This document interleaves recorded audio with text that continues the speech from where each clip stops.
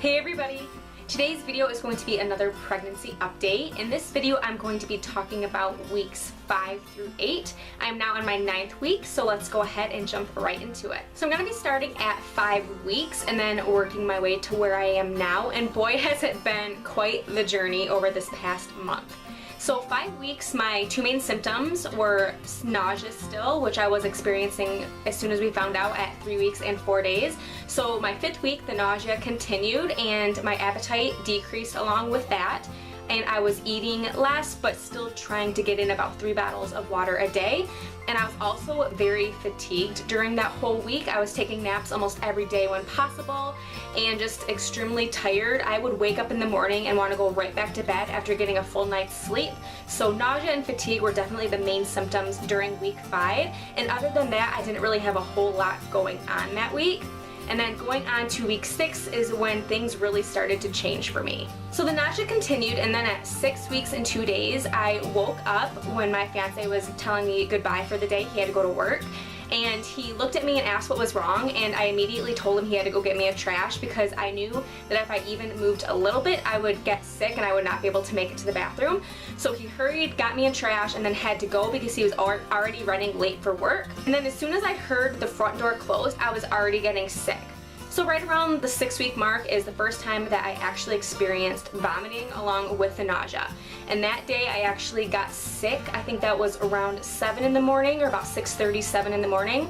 And until about 11 o'clock, I had already gotten sick 4 times. So whatever food I had in my system, which wasn't that much, and fluids, I just completely got rid of. I had thrown up everything that was in my system.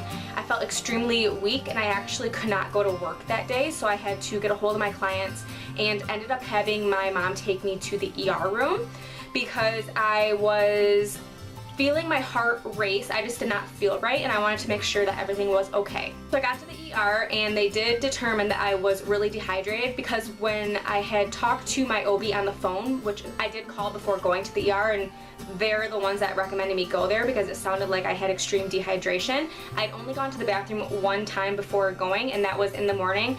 And this is going to be TMI, so if you are not about listening to pregnancy updates and everything, I don't really know why you clicked on this video, but I'm just warning you right now, this definitely is going to have a lot of TMI in it. So they had asked me on the phone if I was going to the bathroom and I said no, and then my pee was really dark, so that was another indication of dehydration. So they wanted me to go to the ER to get an IV. So my mom took me to the ER to get an IV and I got 2 full bags, and I still ended up getting sick a few times that day.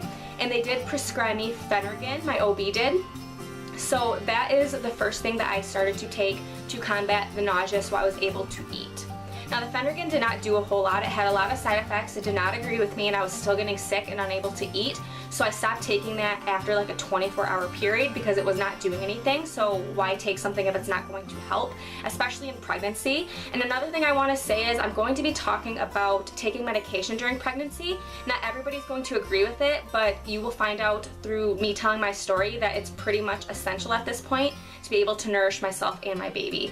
So if you have any negative comments about that, I'm probably actually going to be putting my comments on approval, and you will be blocked and deleted if you say anything rude about it. We're all allowed an opinion, but me and my OB went over the pros and cons, and me taking medication during my pregnancy at this point is a must for me to be able to eat and get fluids in. So I had tried the Phenergan for a few days and that didn't do anything, so I did call my OB and they prescribed me Diclegis, which is the only FDA approved pregnancy medication for anti-nausea.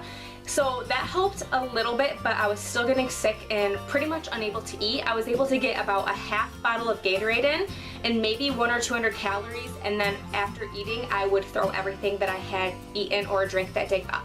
So I was only getting like 100 to 200 calories like I said, and then maybe half a bottle of fluids every single day, and that went on for a week and a half. So I was taking the Diclegis without much result. So I called my doctor and they ended up prescribing me Zofran, which I know is one of those hot topic medications during pregnancy, but because during that week and a half the other 2 medications that they prescribed me did not help at all, I had actually lost 15 pounds.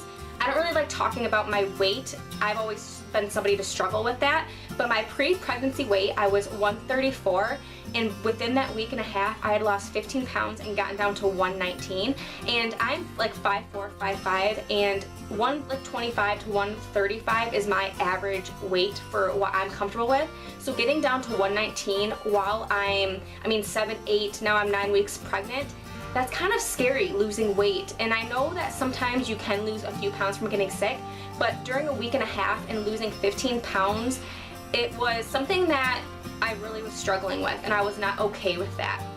So I talked to my doctor about Diclegis and Zofran at the same time because my mom and I had done research on that, and that's what a lot of people were saying they had taken. It was like the magical saving grace for them to be able to eat and drink again.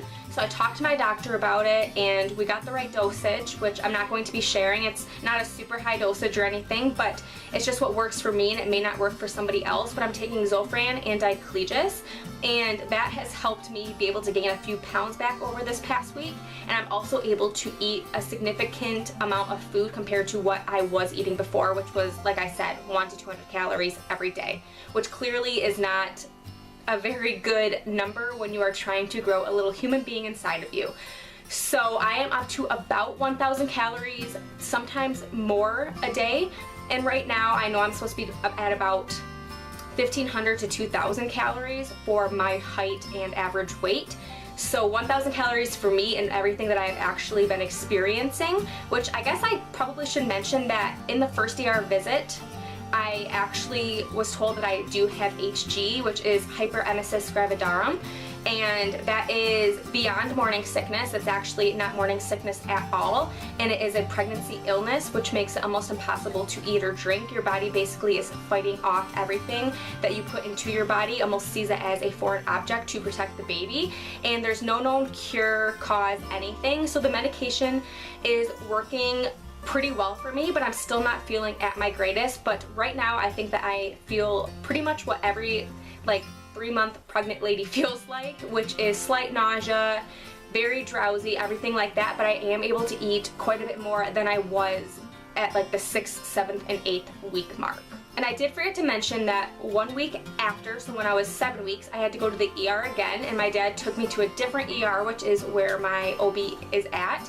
And they gave me more fluids, and they're the ones that kind of explained to me like Zofran, the studies and everything, and why they think it's kind of BS. And they basically said that the studies were done in other countries where like cleft lip and cleft palate were already a pretty big factor, more so than in the US. So those countries obviously are going to have a higher birth defect than we are here.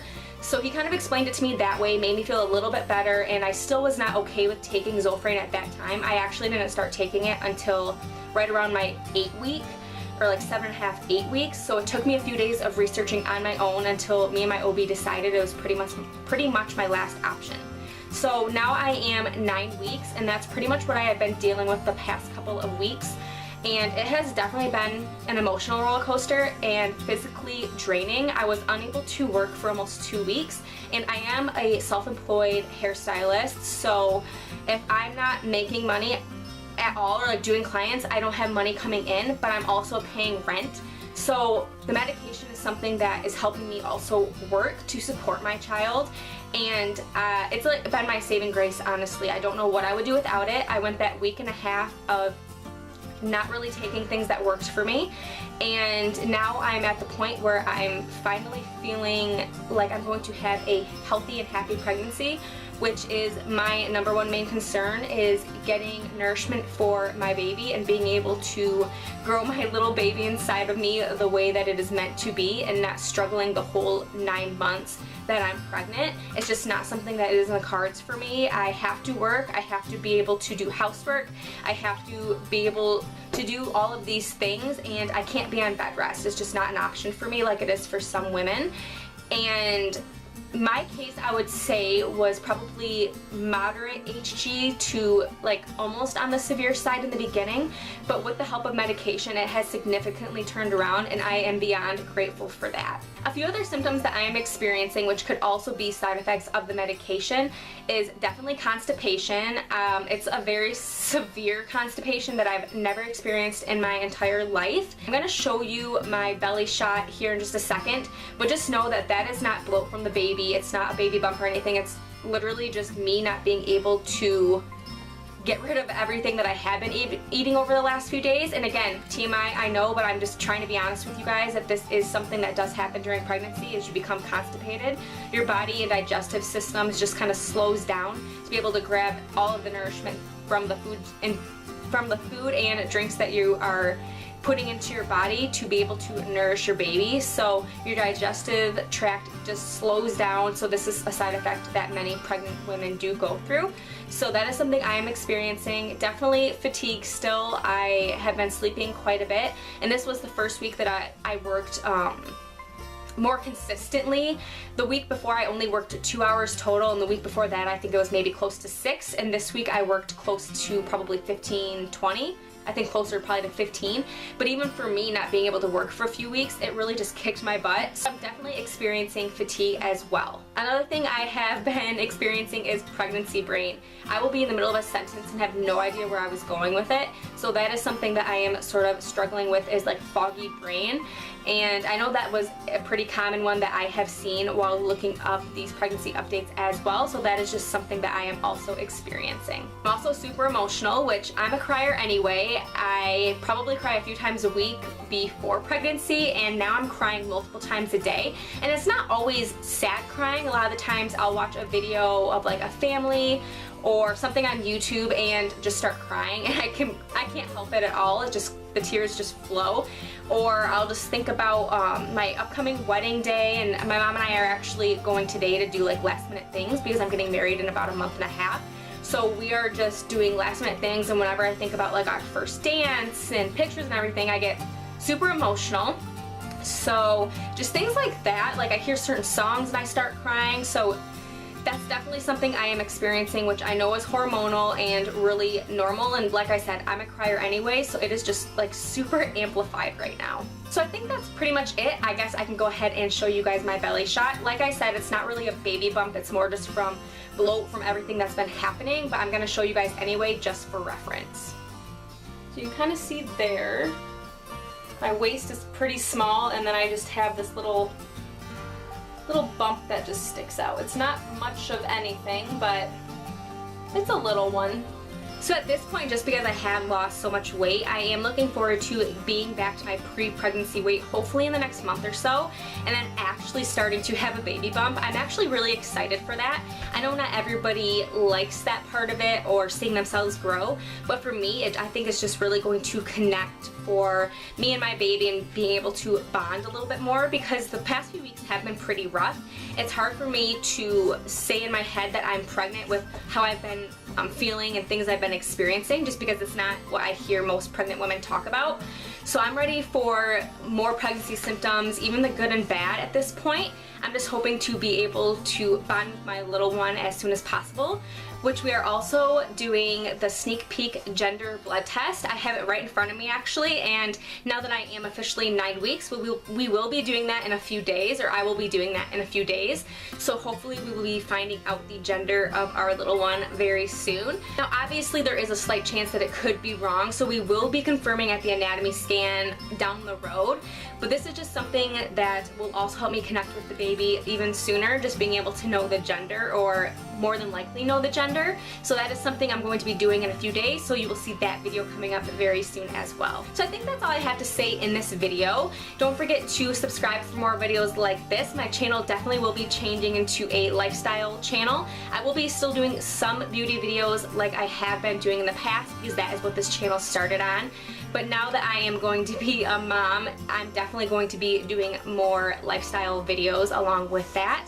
So don't forget to subscribe if you want to see more of those videos. For any requests you want to see, make sure to leave those in the comment section. I love interacting with you guys.